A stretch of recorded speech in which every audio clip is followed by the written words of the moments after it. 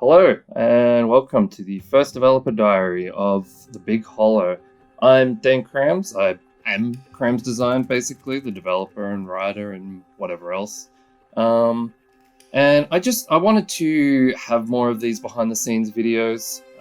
When I made Anna's Quest, I didn't really have a lot that was of the process of making the game. So I thought this time around I'd try and have a little bit more transparency, especially because me myself, as I would consider myself still an amateur in what I'm doing in a lot of ways, and I always appreciate getting to see, just how other people that are kind of in similar positions to me when they're still trying to kind of build and hone their practice, whether it's animation, drawing, illustration, or programming, whatever it might be. It's always helpful when you're in these kind of processes of learning how to do this all a bit better, just to see what other people are doing and how they're going about it. So here I am. I by no means believe that I'm a professional at any of this, but I can at least talk through what I've learned and kind of what I try and pick up. Now, this at the moment, actually, this is the interior of a barn. It's right near the start of the game. You kind of visit this area because you know that Josie May, her body was found just near this property. So this is kind of your first place to start the investigation. You arrive here seeing what you can know about the area. Why did she turn up here? And is there anything to this family and that lived nearby? What I was doing with the rafters before, I was kind of just trying to eyeball perspective. That perspective is something I still kind of have a little bit of trouble with. It's kind of one of those things that really irks me when I go back to Anna's Quest. I do see things that are distinctly out of perspective, but you'll see me kind of rough out lines as I go and then kind of try and tweak them to get that eyeballing a bit more right. I did used to play around a lot more. Other people had kind of shown me in their videos how they develop these guidelines with perspective, and I really should be using them more, to be honest. But one thing that I've learned about myself is I'm very impatient. I like to just jump into things and try and make them happen straight away. And of course that bites me in the butt sometimes. I'll probably still have things out of perspective. I know one background I've already done I need to go back and fix because there's some things distinctly out of perspective. So there we go. A couple of minutes in, lesson number one: don't do as I do. I'm a bit bummed that I didn't include the initial sketching, because you can see every now and then I bring up the initial sketch. There it is again. And I'm kind of trying to draw a better sketch over the top of that at the moment. This isn't any kind of finished line work. I'm just trying to refine what the overall look and feel of the room is going to be before I commit to proper lines. I don't want to be kind of adjusting that too much as I go. Yeah, at the moment you can see too that I'm trying to get a sense of values. So where are the main sources of light going to be? How dark is all this stuff in the foreground going to be? This is something I'm trying to pay a lot more attention to in the Big Hollow, trying to create a more engaging image through a better use of values. When you don't do this, you tend to feel how flat the image is. So getting that kind of contrast is really important, just to help make everything pop a little bit more. Now, this is all just sketch stage. This isn't anything final, but it at least gives me a sense of what I'm working with before I start jumping into proper line work and proper colors. Just trying to get a little bit more detail in. Those hinges on the door, you'll see much later on that they don't make any sense. The hinges would be on the inside, right? Not on the outside. On the outside, not on the inside. So eventually I pick up on that and I take them off. I was just trying to follow. I don't know if you'll see it all the time because I've sped this up quite a lot. I think this is like 2,500 times faster than the initial recordings. I'm not I meant to actually see what the final recording time was so I could make a point of how long this actually took me, but I'll put that down in the description below. Here we go, we're getting a few more of those perspective lines. I mean, these are lines that are just meant to run along the wall. Oh, that's kind of what I got distracted talking about, that I've got a lot of these reference images already. I went around and collected a ton of those beforehand. So every now and then I'll open them up just to refer to. You already saw me refer to a gun. I collected a whole bunch of images of like messy sheds. The town that this is set in, Colditch Creek, it is a mining town. Loosely, I've kind of based it off of towns in places like Kentucky, or even some other smaller Appalachian towns, but I didn't really want to specify exactly where it was. I mean, I live in Australia. I've done so much research, read so many articles, listened to so many, watched so many documentaries, and read so many books on these mining towns to really try and get a feel for it. But I didn't want to commit to a set place because I knew that I would never do it complete justice. I would never have the exact feel of a town or a region. So I'm inspired by these towns, but I'm also trying to keep it its own place so it's not going to disappoint anyone. Now here I'm actually committing to the lines now. I'm working from the closest to the camera in. I do think, like you'll see as I develop this, I'm kind of ignoring, so anything that this foreground is covering up, I'm not trying to fill underneath that. And that's something I gotta work around too, because eventually I want to do a bit more parallaxing where things can kind of zoom in and out. But the problem with drawing it completely flat from foreground backwards is that if I go to make any parallax moving inwards, there's gonna be unfinished work underneath. So I knew that I wasn't really going to do that in this room. It's quite a small, confined room, so I wasn't as worried about keeping that in mind. So that's just something that I didn't really want to do here anyway. But I'll try and do it in later rooms, and hopefully if I record those rooms, I'll kind of make a point of how I'm doing that. This is just there's a lot more detail I'm giving to the line work here because it is so close to the camera, so you can see all those smaller kind of little scuff marks on the spanner and the bits of cardboard and chains there. As I work further backwards, I'll keep those lines a lot more simpler. I'm also working with a thicker brush here. I think I don't really have anything fancy when I'm doing flats and colors. It's just your standard brush. I'm only working in, I think, a 4 or a 5 with the main lines, and then as you can see, kind of some of the thinner lines there, I'm dropping it to about 2 or so. But as I work further backwards, I tend to work mostly with 2s or 3s, which is pretty small, actually. It's very small, but just from all of the kind of style testing I did leading up to this background work, I just found that was something I was happy with. But yeah, keeping it thicker for this closer stuff, thinner for like the little scuff marks and details, just to give it a little bit more dynamic.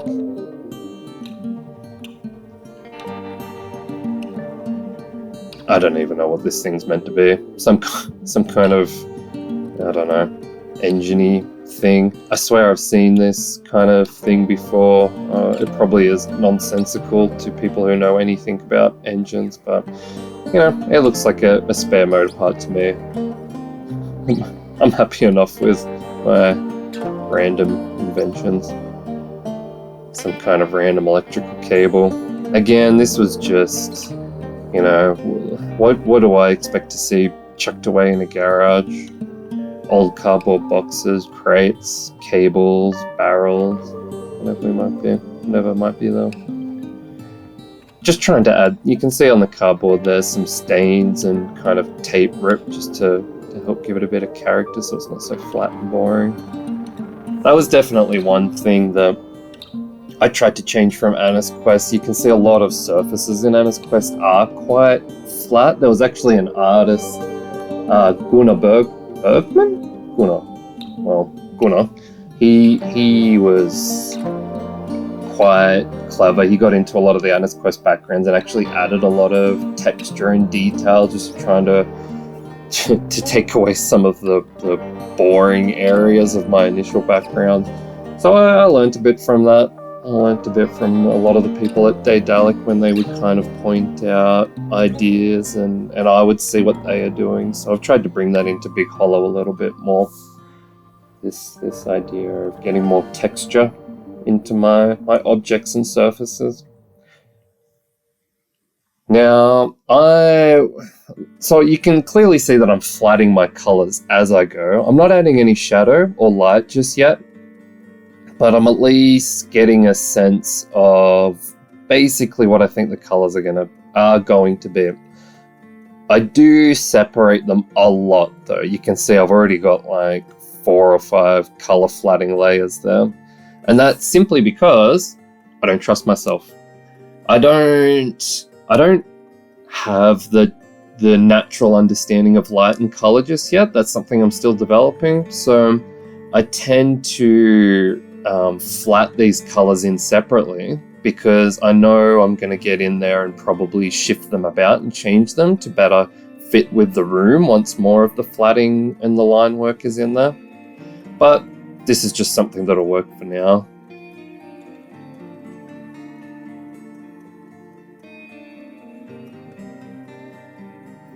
I'm trying to work with I'm not really introducing any vibrant or saturated colors into any of the palettes of this game because it's meant to have a very somber feeling to it. I'm really trying to keep very muted colors without it feeling too boring, of course. I try and stretch that where I can to avoid everything looking very grey and dull, but yeah, not too saturated. I also have to apologize about my microphone. I am but a poor high school teacher. I really need to invest in something better. I did have a Blue Yeti at least, but that sadly has been broken since its purchase. Yeah. Don't have children. I'm joking. Do have children, but keep expensive things away from them. This is I like little touches like this. This is me just, even though I have an awareness that there's a lot of things I don't necessarily understand, or, I haven't lived in these kind of communities where it's like coal country. I do at least want to, where I can, bring in things that, people who at least do know these places and do recognize what it's like to live in these places. They have these kind of artifacts or slang or sayings that they at least it can help them feel like it's captured part of that world a little bit better. So stuff like this old lamp, I went for a little bit of a search around for old mining lamps that they might take in with them. And even though the man who lives on this farm wouldn't be so old to have something so antique, it would at least be this idea that this garage or this barn is full of stuff from older generations too. So this is probably like his granddad's lamp that he used to take into the mines, right? This idea that this is a job that's carried in through the family, which is a big part of the story. It's this idea that we're looking at communities or people that have been left behind, basically. It's a big theme of the game. So the main character herself, Logan, this is a strong theme for her, but I won't go into that because that's a little bit of a mystery of the story too. The fact that she's shown up at this town determined to solve this murder, but she's driven by something which is kind of revealed throughout the game, but it lends itself to this same theme. So the town is really this idea that we've got a mining town that used to thrive off of this industry is feeling like they're stuck in a place where they can't stay in the past. They've got to go forward, but they've developed their whole kind of life and cultural identity off of this living in this way of life. So this is the main theme of the game, I would say, apart from many others. Yeah, still trying to get a feel. A lot of this stuff will change, you'll see later on. I'll probably shift a lot of these colors, but this is just, this whole kind of board system here is just something to break the room up. I didn't want to have this large empty space to the right. I like the idea that it felt cluttered coming into this room. So I more or less just made this makeshift kind of, I don't even know what it is, a kind of separating wall, I suppose, in the garage. You know, they do a lot of hunting, and my supposing is they would kind of hang tools or lean things against this to help them with their deer gutting and skinning, which is something I actually will add to this room. There's a significant character that you find in this room for the first time when you enter. Her name is Rat. She is a young girl who was very close to Josie May, the girl who was murdered, and you'll come to find that Rat has many helpful ideas on how to solve this murder. So this is quite a significant moment coming in and meeting her in here. So you won't see her as part of this background, sadly, but that's kind of the main idea of this room, is a kind of meeting place for you and Rat.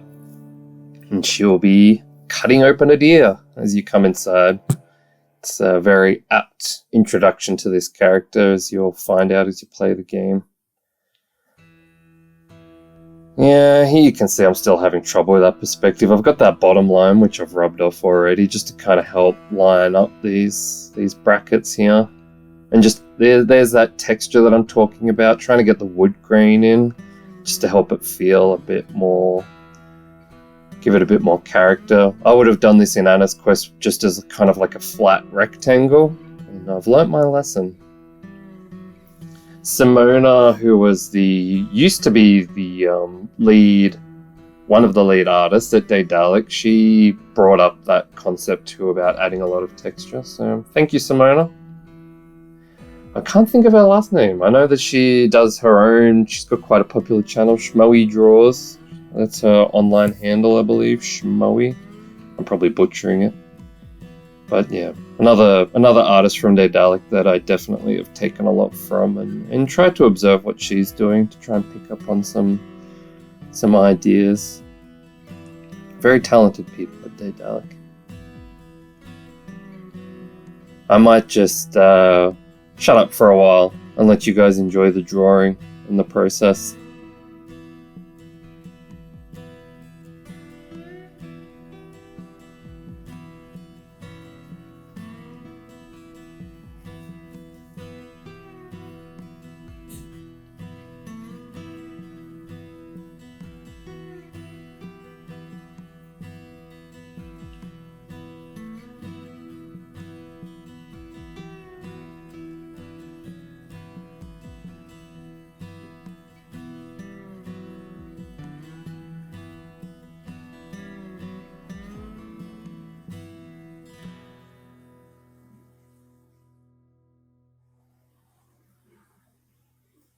You can see in points like this, I just return to the foreground a little bit, because when I'm coming back, I'm realizing that the separation between foreground and background isn't as strong as I like. So I just try and go over line work just to thicken it up in certain parts and help things stand out a little bit more, especially in those foreground elements. And you'll see me quite a lot, especially if I'm doing things like having straight lines made in Photoshop. I'm a bit pedantic. I like things to have that kind of hand-drawn feel to it. And even though it's a bit of a no-no, I know a lot of 2D artists talk about trying to complete strokes with very confident, clean lines, like you might do a long curve or a long straight just in one stroke. I am not that talented yet. So you can see quite a lot, well, maybe you don't really see it because it's so sped up, but quite a lot of my line work is still in those, sadly, smaller little sketchy strokes. I try and avoid it as much as I can, but I've actually come to shamefully embrace it a little bit with the big hollow, because a lot of the stuff I've done, I've managed to kind of maintain this in a bit more of a cleaner way, and it's kind of become a little bit of the style across the backgrounds and character designs so far. So at the moment, I'm running with it. I know in the future I want to work quite a bit more at getting better at that, but it's quite... I'm quite happy with the look that I've got anyway with this current line work. Things like this I have a lot more harder time on trying to get clean oval shaped loops. You can see that there's some bits that are a little bit wonky there, and I might redo some of it, but yeah, I'm working on my line work and my strokes.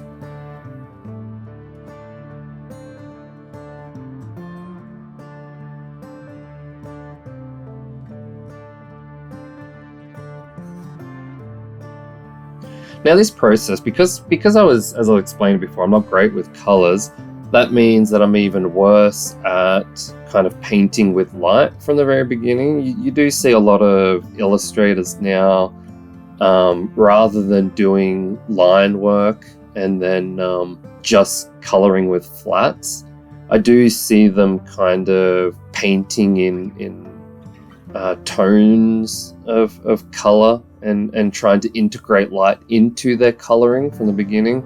I'd like to get more into that, and I kind of held myself back from beginning Big Hollow for quite a long time because I was expecting, I'm not going to start the next game until I've developed that style, but because I am still practicing and developing my style quite a lot outside of these games, I thought, you know what, I'm not going to wait forever, I want to make another game.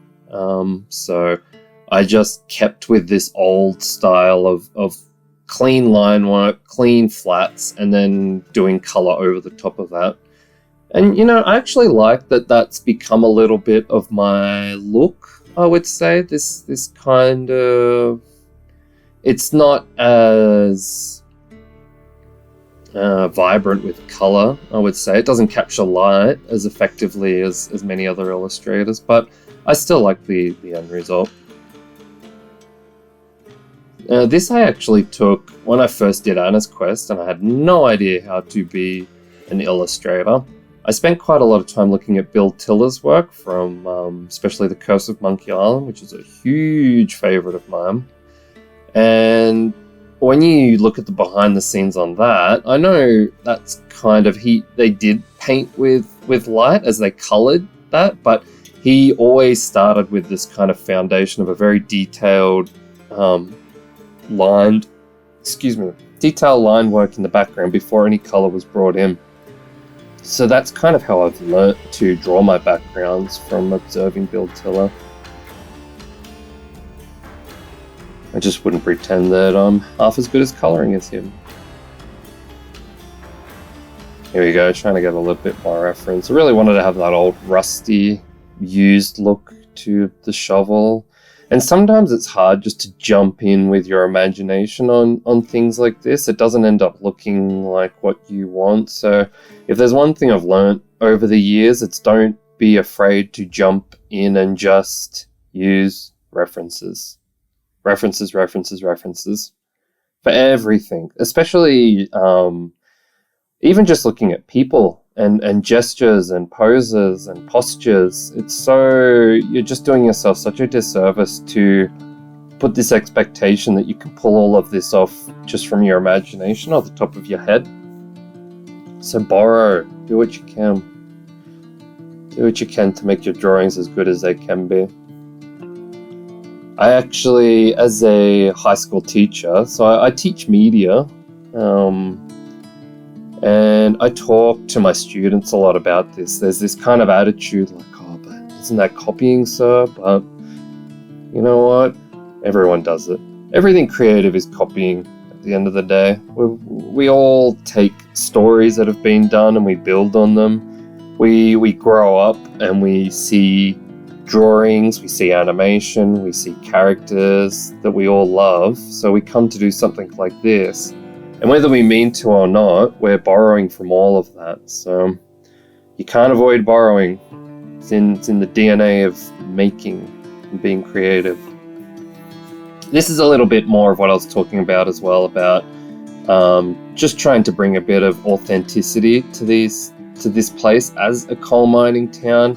If there's one thing I've learned, it's that people who come from these towns, they talk about how they've seen less of these kind of stickers and symbols around. You know, the coal keeps the lights on and friends of coal, and there's a few others that I found in my research, but I really just wanted to sneak these around the place where I could. You'll also see I've kept this to be set pre-COVID times, just because COVID really turned the world upside down, and it would be ignorant to say that this is in present day and not acknowledge people walking around in masks and having signs up about keeping a meter distance and all this thing. So I started this game, drawing this game in 2019, and so I took the decision to keep it set back then. So what you will see as a result of that is in other places, such as the cafeteria, where it's a bit more of a public venue, that they have a lot of stuff to do with when Trump was campaigning for his election, and he made those statements about getting coal workers back into work, and as a lot of them have discussed and has been covered in a lot of stories, that didn't happen.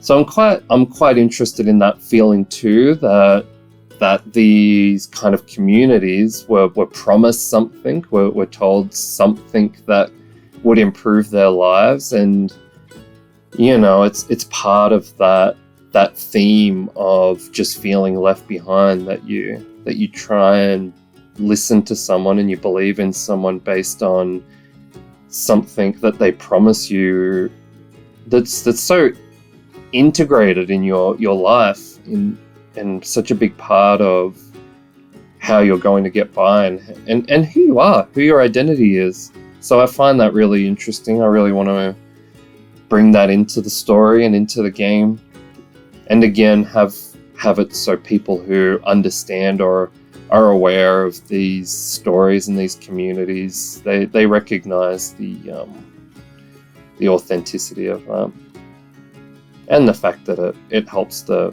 themes of the story quite a lot. Terror, really, like, honestly, it's very, very sad, a lot of these stories that I've read about these communities, and this is a sad game, to be honest. There's a lot of positive messages to come out of that, but I don't want to say too much. I don't want to say too much about Logan, but a lot of this, like I said, is reflective of her story and what the ultimate idea really is behind all of this. Like, yes, it's a murder mystery. Yes, I've gone into this being a huge fan of stories like Silence of the Lambs, of True Detective. I remember I hadn't seen any of the first season, and people were talking so much on Twitter about it, and the finale was coming up, and on the night of the finale, I thought, well, you know what, everyone's getting all excited about this show. I'll watch episode 1, and I'll see what that's like. And I started that at, I think, 7 o'clock at night, and by about 1 or 2 in the morning, I was watching the finale.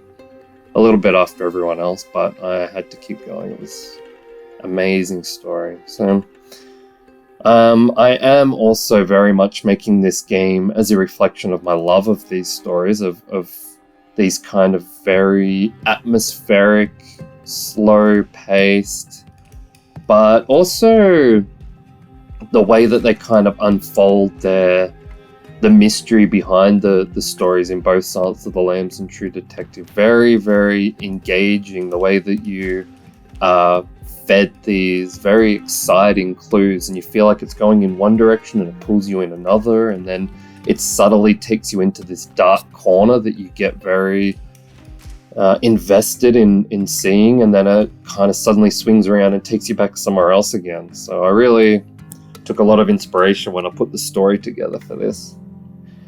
So it's a combination of those ideas, this kind of sad story beneath all of this themes of feeling left behind and of being forgotten, but at the same time interlacing that with a very carefully constructed and dark and exciting murder mystery. Or is it a murder? I keep saying that, but I am intentionally trying to avoid this idea of straight out labeling it a murder mystery, because there's some questions about that, whether it was or it wasn't. Yeah, trying to build more on the random stuff in the garage. Look, I actually did a whole garage during my first parts of building this game, trying to get its look, trying to feel out what it looks like. So I drew this as one of the first backgrounds ever, and I've actually got it as part of the trailer that I'm secretly building behind the scenes. But this is basically the replacement of that. I wasn't happy with a few elements there, and I wanted to start from scratch and do it a bit better. So I did have this same kind of pin board of tools hanging up before, so I'm kind of building a lot of this off of memory of that. I'll tell you what, this is part of a puzzle. So that's why I don't know, anyone with a keen eye will notice I'm drawing those bolt cutters on it in a separate folder, like in a separate layer that can kind of be switched on and off. And that's how you want to approach when you're drawing a point and click adventure. If there's anything that's going to be picked up, it can't be like integrated into the background. So from the very beginning, you want to draw it and paint it separately. But yeah, bolt cutters. What could you use bolt cutters for?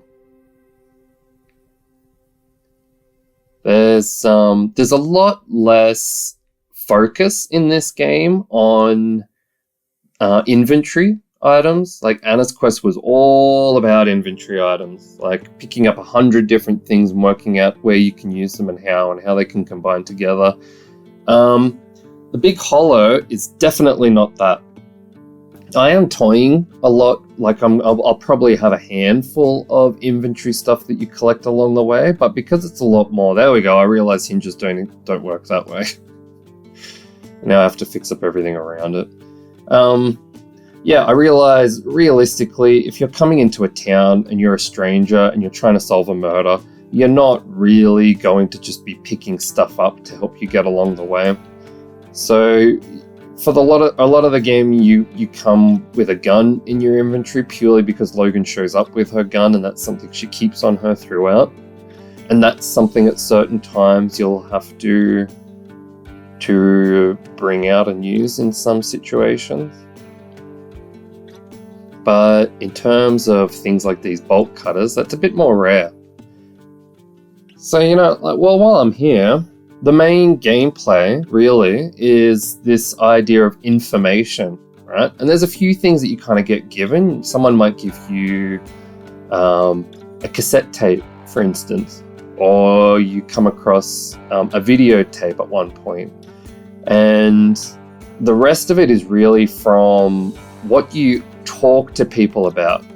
And the game kind of takes place over a series of days. And at the end of each day, you have a chance to go back to your hotel, and apart from the exploration part where you're actually walking around and talking to people and kind of and following up on leads, that's one aspect of the gameplay. But the more detective-y element is at the end of each day. So I've kind of loosely called it the evidence piecing points. I'm sure I'll come up with a better name than that. Something that rolls off the tongue a bit easier. But yeah, evidence where you have all of the audio from your interviews that you made during the day, and you have things that have been given to you, like the security tape and things like that. And it's up to you on each of these nights to kind of sift through it and figure out, well, what's information that's going to help me give me new leads for the next day? If there's anything I could liken it to, it's probably like Ace Attorney, Phoenix Wright. But rather than, what that tends to do is drip feed. You kind of collect things in Ace Attorney and you head into your court cases, and you kind of, one little bit at a time, get an opportunity to bring up that evidence when it contradicts something.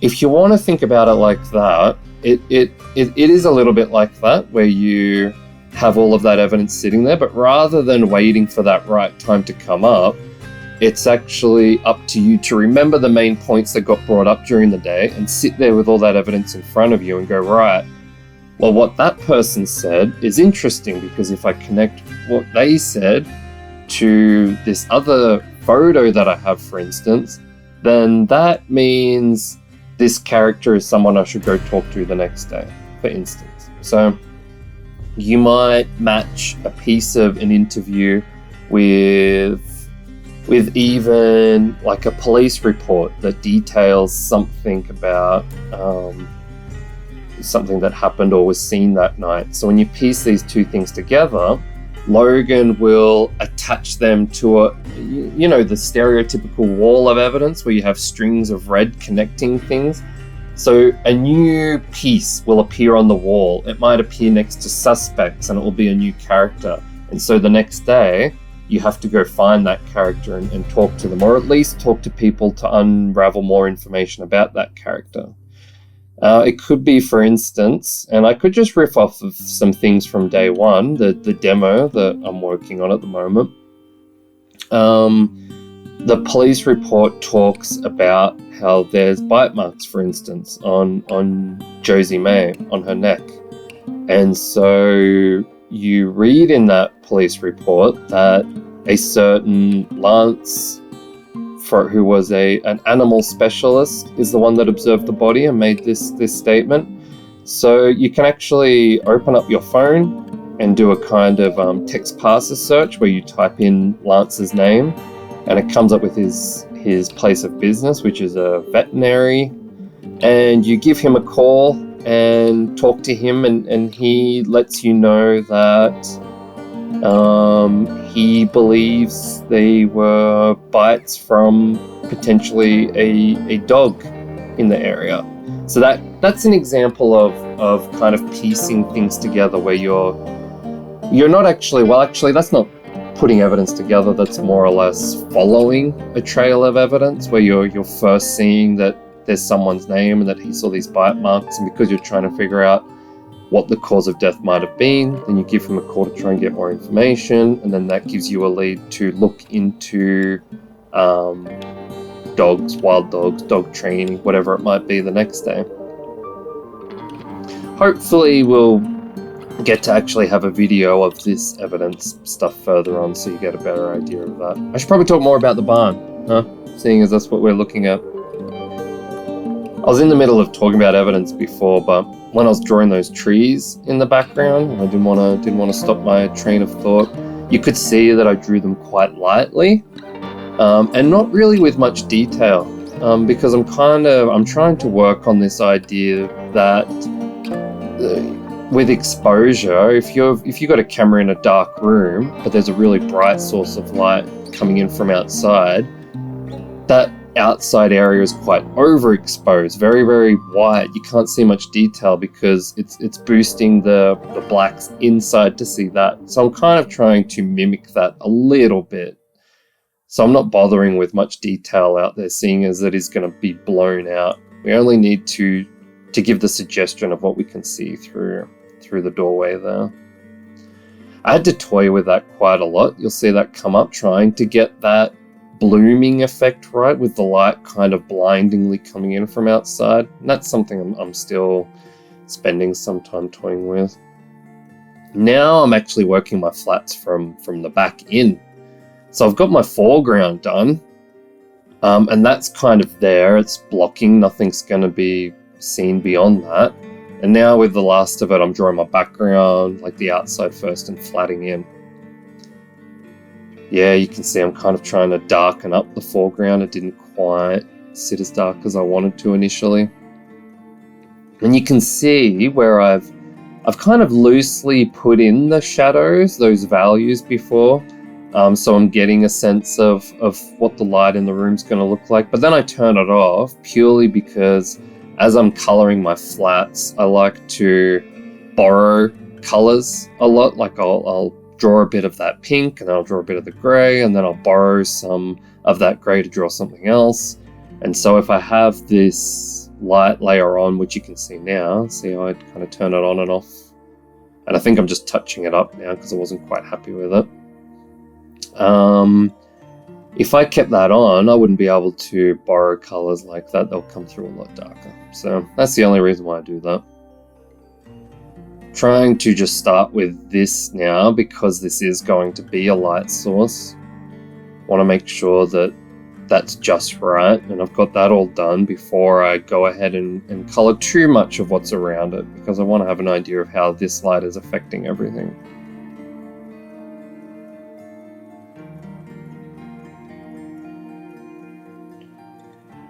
Yeah, so you can see I'll toy with the colors on this bulb alone. See how I had that flat yellow color on the bulb itself, and I kind of went through the different blending modes and opacities just to get a feeling of what mimics the look of that glowing bulb a little bit better. I think you'll probably find that I'll come back and spend a bit more time on that bulb. I don't think I was quite happy with that. And that tin's a very ugly purple color. I'm pretty sure I messed with that. But like I said, I'm not great with my colors from the beginning.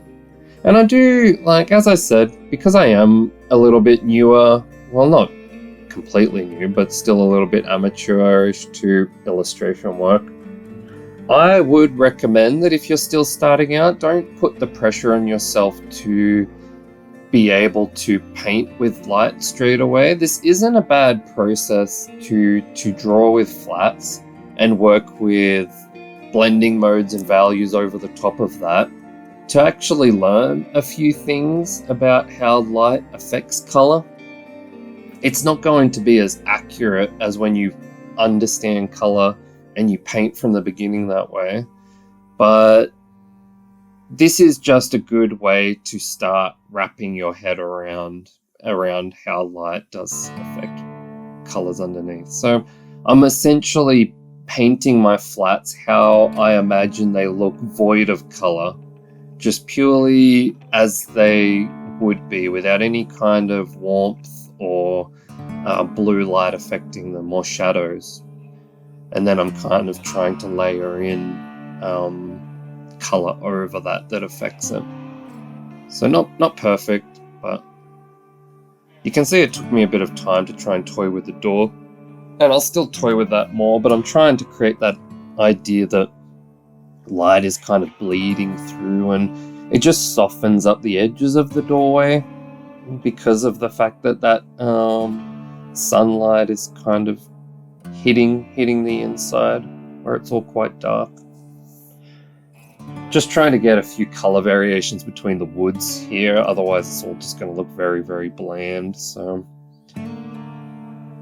yeah, sometimes it's a process when you're doing stuff like this. I mean, this game's filled with tons of things that are wooden, so a lot of time I'm spending flatting initial colors and then taking a step back and figuring out, well, what do I want to kind of pop a little bit more than other things? That's why I've kept that wooden frame to the right quite a bit darker, and the table and the shelves are kind of lighter wood because they're sitting in a part of the room that I want their eyes to fall on a bit more. I don't want their eyes to be hanging around the foreground too much. That's just meant to help fill out the room but not draw their attention in straight away. This is another one of my Friends of Coal things, just trying to add a little bit of As I said before, a little bit of losing my vocabulary here. Authenticity, that's the word.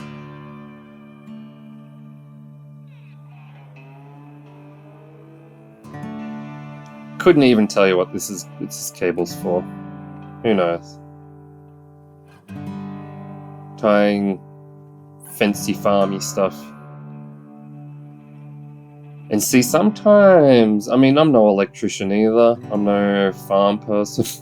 So a lot of times, you know, you paint what you see, you paint what you research, you try and get details to make it look as much like the thing as you can, but I'm sure someone who actually lives on a farm is going to look at this and be like, the heck kind of farm barn is this?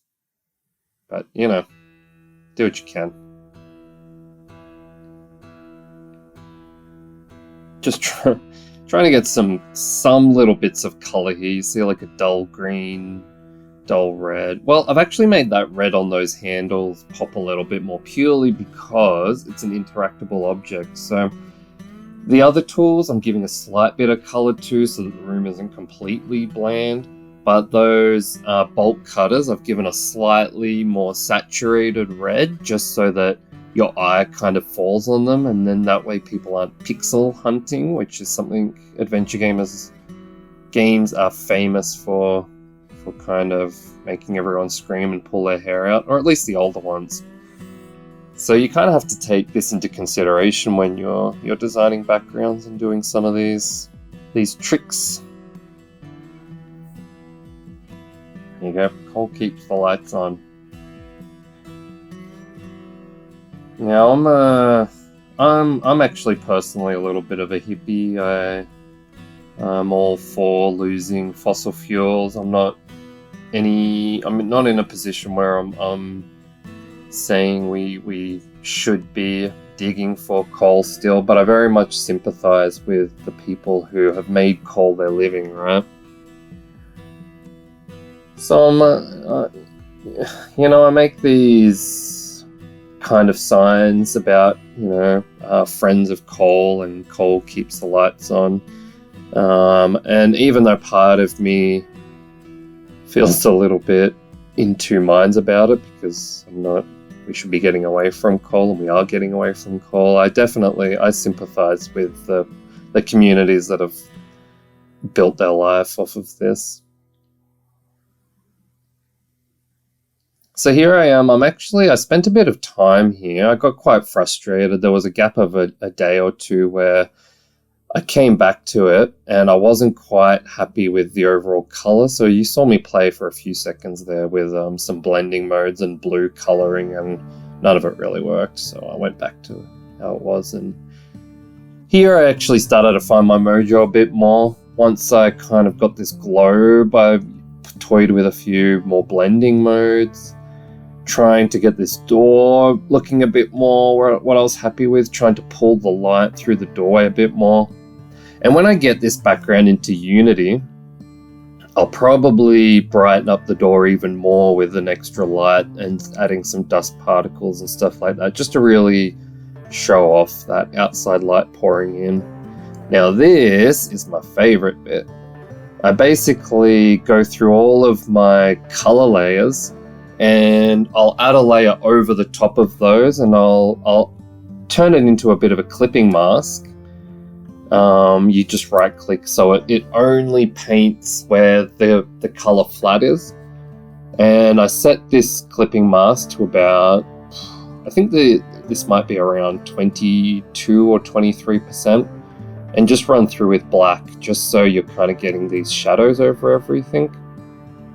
Here I'm acknowledging the fact that there's two light sources that are on this gun. Most things in the room are being affected by the bulb, but I'm acknowledging the fact that this gun's right near the doorway here. So see, I've just turned on my light temporarily to see what that kind of looks like. But I'm accepting that this light from the door is throwing that shadow to the right.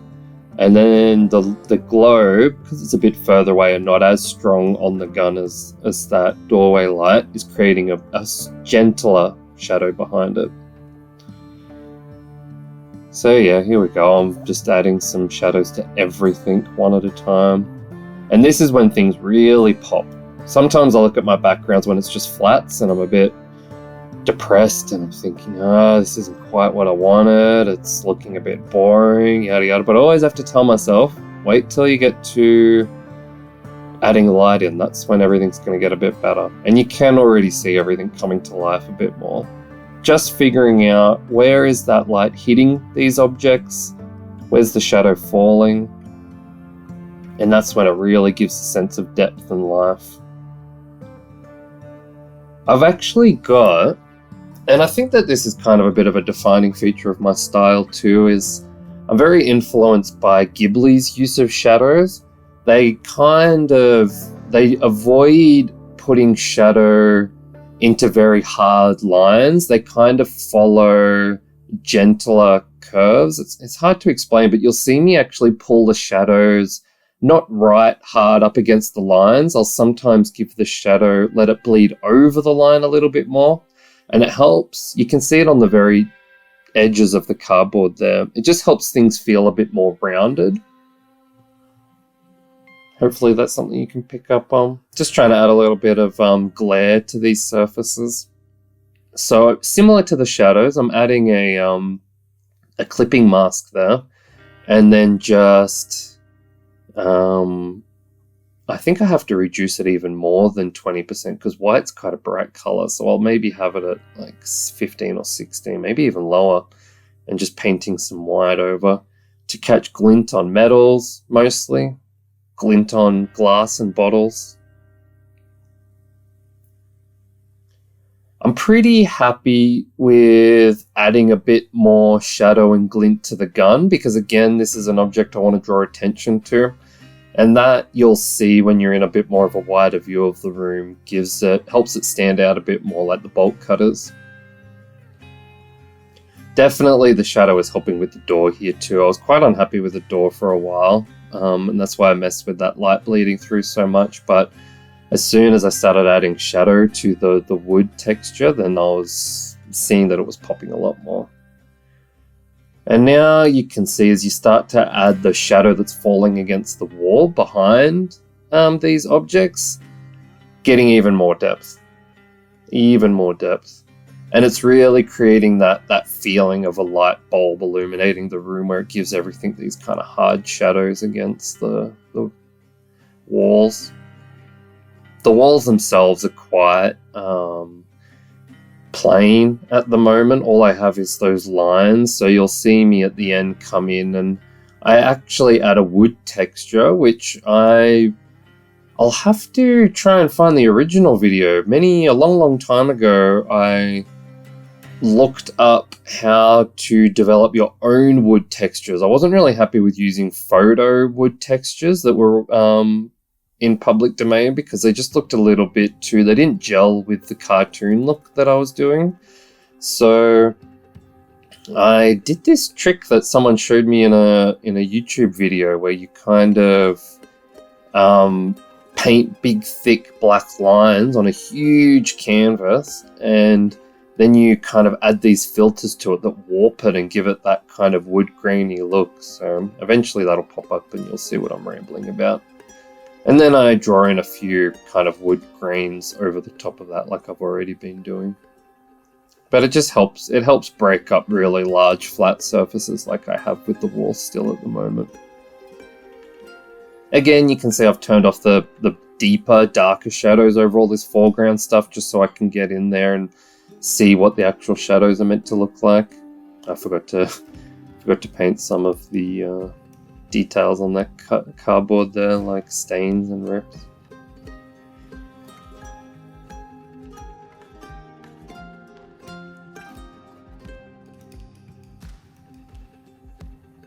Yeah, getting into those chains.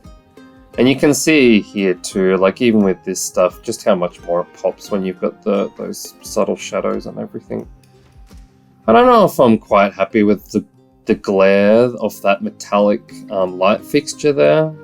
I don't know if I do a lot more with it. I might go back later to try and maybe do a more defined reflection of light, but that's, yeah, there we go. I'm playing with colors once again. I think I did add a little subtle blue. I basically just dumped a layer of blue over the top of everything and toyed with blending modes to see what effect it might do. I very, very subtly cooled the room, I think. But I'm getting closer now, closer to the end. It's really about a lot of little finishing touches here. I think I've done most of the shadows. Yeah, I'm just trying to give a bit of a soft white glow off of this board because it was quite a large flat color before. Just subtle. So here we go. This is the wood grain. You can see before I adjusted it what it looked like. And it's a bit too much of a bright brown, so you'll see me play with the values a bit until I get it back to a more somber color. Getting in there with the grain. Grainy grain, grain, grain. I swear by the end of this game I'm never going to draw wood grain again. That's a lie. It looks good and it's easy to do. I'm just basically working in, you can see every now and then I do darker grains. Most of the time I keep it a bit light, and you try and avoid anything too repetitive. So if I have a long dark grain in one section, I'll just offset that on the next panel so that the darker grains are somewhere else.